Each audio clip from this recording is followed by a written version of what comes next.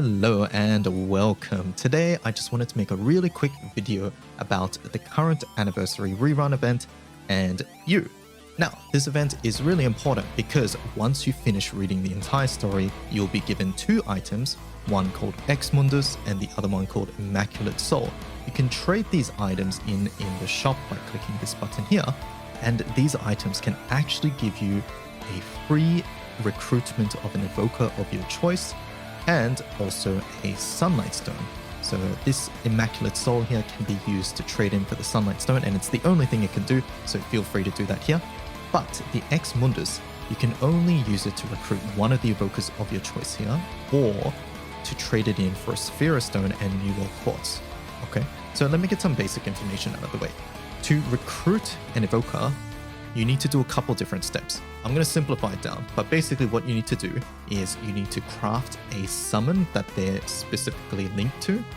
You need to uncap the summon to max, at which point you will need to buy an evoker card from the shop, and then you can recruit the character. These packs pretty much give you everything you need to do that, except for the Sunlight Stone. But don't worry, you get the Sunlight Stone from the Immaculate Soul trade here anyways. So basically, through this event, you have everything you need to recruit a character. So with the Ex Mundus, you can use it to trade in for one of these evokers, but you can also use it to trade in for this Saphira Everlight and New World Quartz pack. I personally do not recommend choosing this pack unless you are in a position where you have already recruited all of these evokers.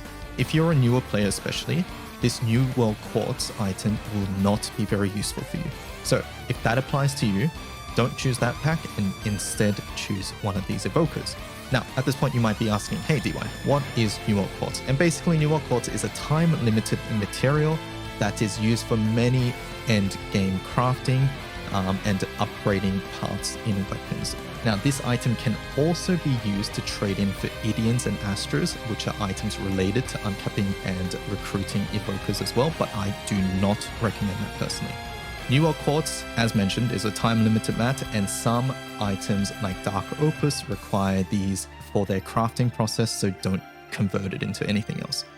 So, to summarize, Ex Mundus, if you've recruited all the evokers, feel free to choose this. Otherwise, I personally recommend choosing one of the easy recruitment packs. Alright, so at this point you might be asking, hey DY, which of these evokers should I choose? And as always, my recommendation is choosing a character that you like. So for example, if you really like Prowl, you should pick Prowl.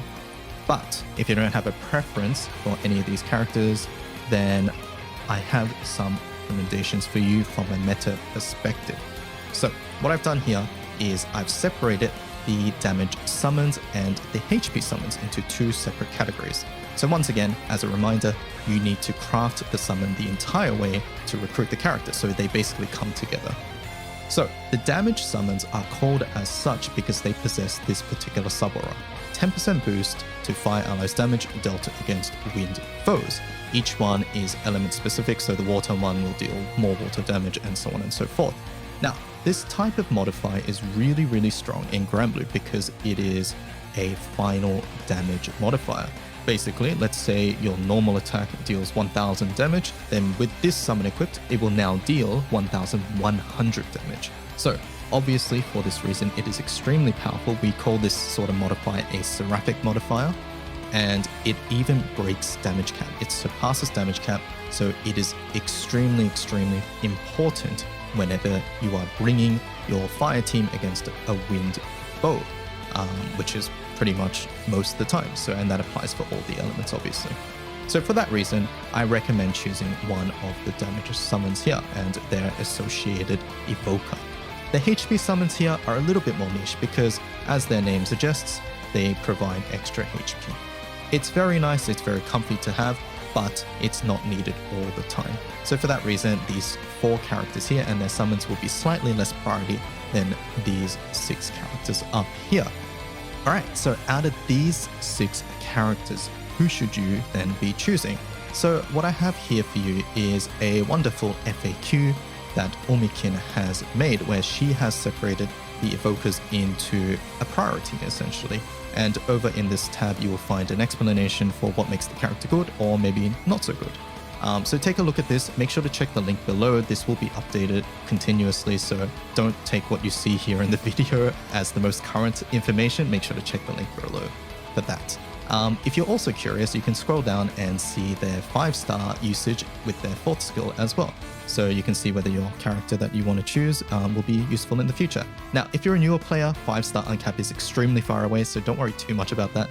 But if you're curious, the information is here. And as a reminder, the and you item that you get from the event will only give you enough materials to recruit the evoker. Alright, and I think that about covers it. I hope you guys found the information useful. If you have any specific questions, make sure to ask in the comments below.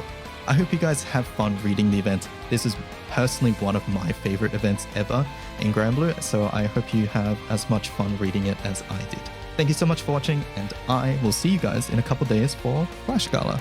Have a good one. Catch you guys later. Bye-bye.